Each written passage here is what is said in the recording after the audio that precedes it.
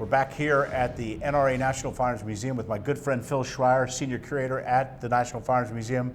Phil, once again, surprise after surprise, fantastic treasure after treasure here at the Firearms Museum. I know you've got another one hidden away, another treasure. What do we have this week? Well, we have a Smith & Wesson Model 29.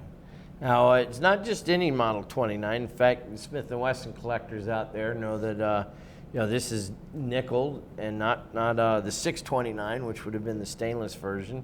But this is a very special Model 29. You know, we've done a couple Curator's Corners on the most famous Model 29 in the world. Right. Clint Eastwood's Dirty Harry revolver. And this is a pretty famous gun, too.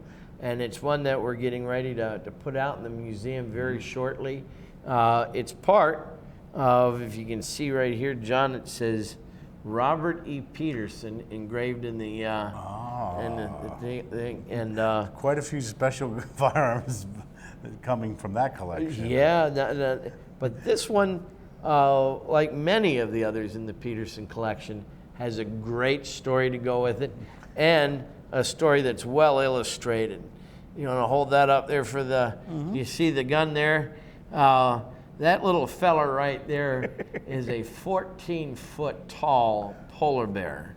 And this photograph was taken in late February 1965 above the Arctic Circle near Kotzebue, Alaska. And Mr. Peterson's holding this gun because moments before this photo was taken, he downed that polar bear with five shots out of this revolver, making him the first man in the world to ever take a polar bear with a modern handgun, a modern revolver. Very first guy to ever do this.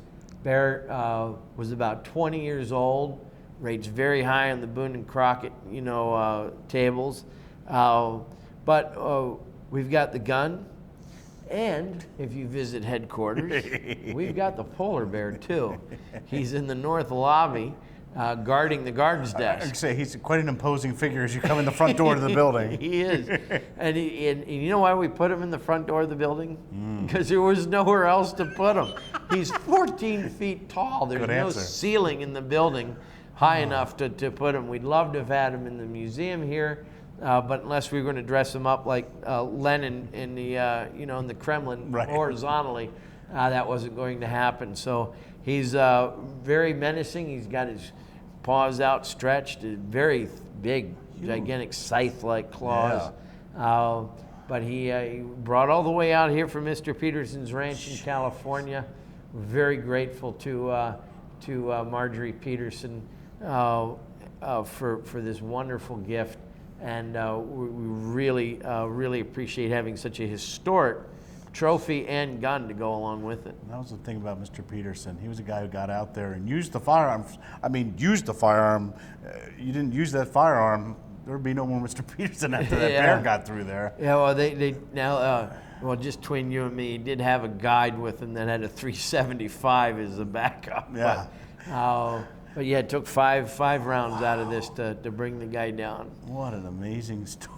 Yeah. Wow. Yeah. And for that one, folks, you are going to have to get here to the museum just to appreciate that bear. I'm sure there's a picture floating around out there somewhere on the website. But tell folks how they can come and see this firearm and this bear.